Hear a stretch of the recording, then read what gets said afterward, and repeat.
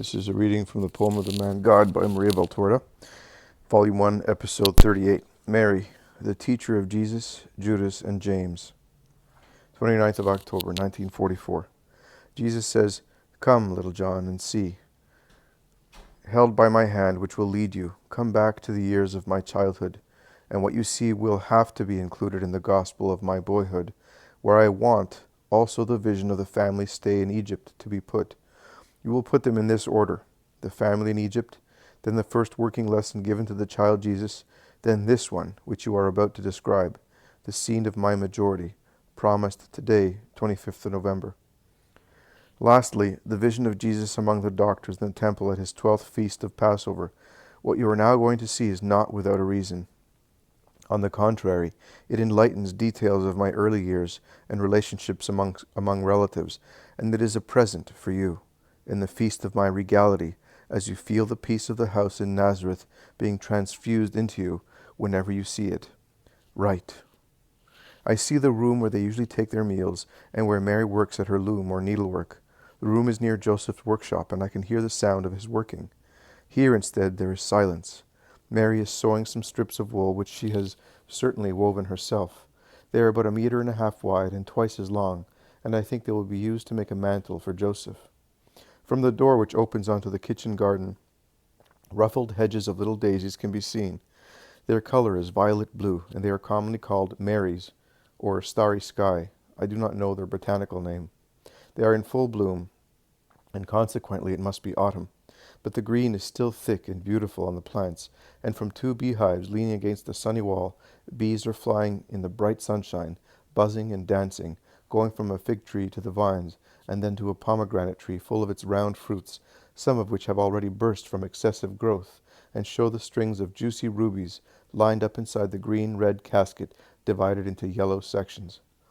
Jesus is playing under the trees with 2 children, who are about his own age. They have curly hair, but they are not blonde.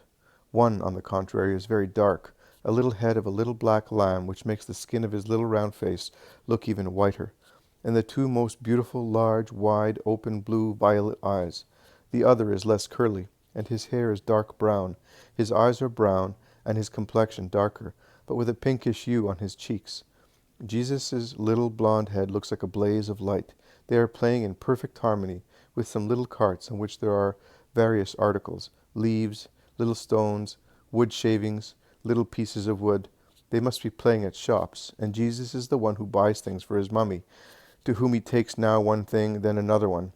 Mary accepts all the purchases with a smile. Then the game changes. One of the 2 children proposes, "Let us play at the Exodus from Egypt. Jesus will be Moses, I will be Aaron, and you Mary. But I am a boy." "It does not matter. It's just the same. You are Mary, and you shall dance before the golden calf, and the golden calf is that beehive over there." "I'm not going to dance. I am a man, and I don't want to be a woman. I am a faithful believer, and I am not going to dance before an idol." Jesus interrupts them. "Don't let us play that part. Let us play this other one. When Joshua is elected Moses' successor, so there will be no terrible sin of idolatry, and Judas will be happy to be a man and my successor. Are you happy?" "Yes, I am, Jesus, but then you will have to die, because Moses dies afterwards." "But I do not want you to die. You have always been so fond of me." "Everybody dies, but before dying I shall bless Israel, and since you are the only ones here, I shall bless the whole Israel in you." They agree. Then there is an argument whether the people of Israel, after so much traveling, still have the same carts which they had when leaving Egypt. There is a difference of opinion. They apply to Mary. "Mummy, I say that the Israelites still had the carts. James says they didn't. Judas does not know who is right. Do you know?" "Yes, my son.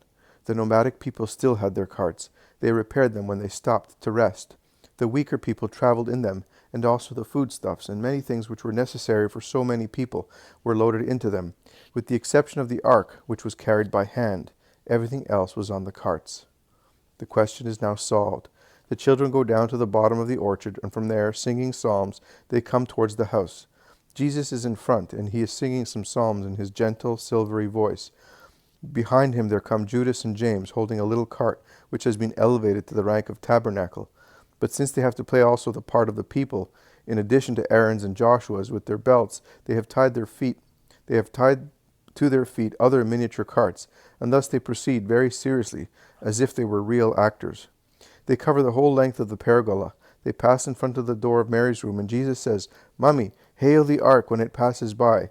Mary stands up smiling, and she bows to her son who passes by, radiant in the bright sunshine.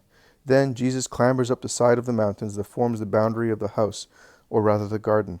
He stands up straight on top of the little grotto and speaks to Israel. He speaks the orders and promises of God. He appoints Joshua as the leader, calls him, and then Judas in his turn climbs up the cliff. He encourages and blesses him. He then asks for a tablet. It is a large fig leaf, and he writes the canticle and reads it. It is not quite complete, but contains a large part of it, and he seems to be reading it from the leaf. He then dismisses Joshua, who embraces him, crying, and he then climbs further up, right up to the edge of the cliff, and from there he blesses the whole of Israel, that is, the two who are prostrated on the ground. He then lies down on the short grass, closes his eyes, and dies. Mary, who has been watching from the doorstep, smiling, when she sees him lying still on the ground, shouts, "Jesus, Jesus, get up! Don't lie down like that. Your mommy doesn't want to see you dead."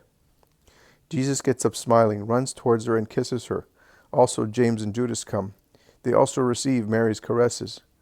How can Jesus remember that canticle which is so long and difficult, and all those blessings? Asks James. Mary smiles and answers, "His memory is very good, and he pays a lot of attention when I read.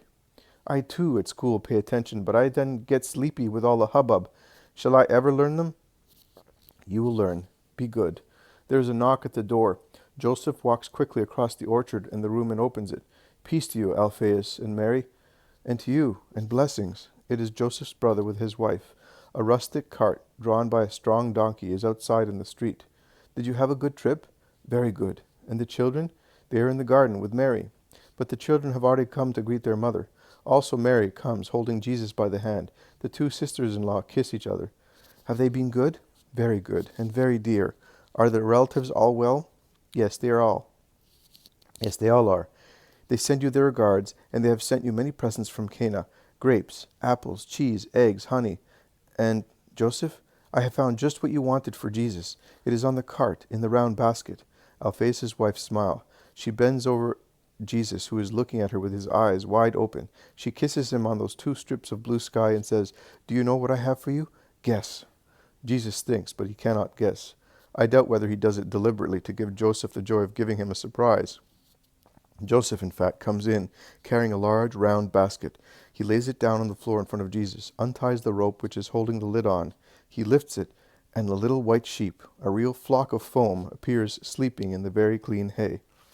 Jesus utters an "oh" of surprise and happiness, and he is about to rush towards the little animal, but then he turns round and runs to Joseph, who is still bent down as before.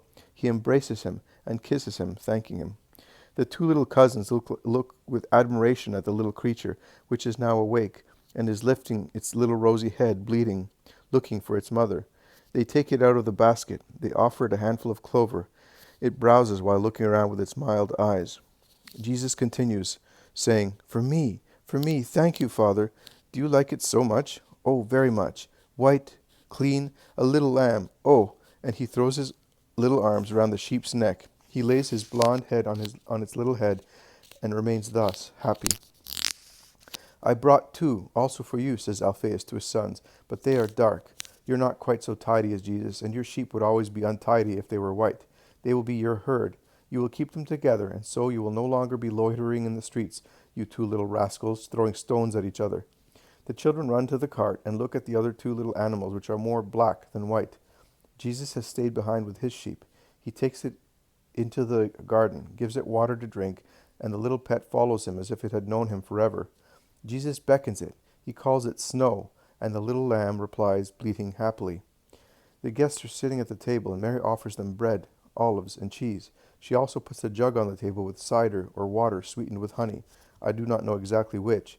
I see that it is very pale color. They speak while the children are playing with the three little animals that Jesus wanted gathered together, so that he can give water, and name also to the others. "Yours, Judas, will be called Star, because it has a mark on its forehead, and the name of yours will be Flame, because it has blazing colors of certain withering heathers." Agreed. The elder people are talking, and Alphaeus says, I hope I have solved the matter of the boys' quarrels. I got the idea from your request, Joseph. I said to myself, my brother wants a little sheep for Jesus, that he may have something to play with. I will get two, also for those naughty boys, to keep them quiet a little, and avoid continuous arguments with other parents with regard to bruised heads and skinned knees. What with the school, and what with the sheep, I will manage to keep them quiet. But this year, you also will have to send Jesus to school. It is time. I will never send Jesus to school, says Mary resolutely. It is most unusual to hear her talk thus, and above all, to hear her talk before Joseph. Why? The child must learn to read, to be ready in good time to pass his exam when he comes of age. The child will be ready, but he will not go to school. That is quite definite. You will be the only woman in Israel to do that. I will be the only one, but that is what I'm going to do. Isn't that right, Joseph? Yes, that's correct. There is no need for Jesus to go to school. Mary was brought up in the temple, and she knows the law as well as any doctor. She will be his teacher. That's what I want, too. You are spoiling the boy. You cannot say that. He is the best boy in Nazareth. Have you ever heard him cry, or be naughty, or be disobedient, or lack respect? No, that's true, but he will do all that if you continue to spoil him. You do not necessarily spoil your children just because you keep them at home. To keep them at home implies loving them with good common sense and wholeheartedly, and that is how we love our Jesus. And since Mary is better educated than a teacher, she will be Jesus' teacher. And when your Jesus is a man, he will be like a silly little woman, frightened even of flies. He will not. Mary is a strong woman, and she will give him a manly education. I am not a coward, and I can give him man-like examples. Jesus is a creature without any physical or moral faults. He will grow, therefore, upright and strong, both in his body and in his spirit. You can be sure of that, Alphaeus. He will not be a disgrace to the family. In any case, that is what I have decided, and that is all. Perhaps Mary has decided, and if it were so, is it not fair that two who love each other should have the same thoughts and the same wishes, so that each may accept the wishes of the other as if they were his own? If Mary should wish silly things, I would say to her no, but she is asking for something which is full of wisdom, and I agree, and I make it my own. We love each other. We do as we did the first day, and we shall go on doing so as long as we live. Is that right, Mary? Yes, Joseph, and let us hope it will never happen. But when one should die without the other, we will still go on loving each other. Joseph pats Mary on the head as if she were a young daughter, and she looks at him with her serene, loving eyes. Her sister-in-law interferes. You are quite right. I wish I could teach. Our children at school learn evil and good. At home they only learn what is good. But I do not know if Mary... What is it you want, my dear sister-in-law? Speak freely.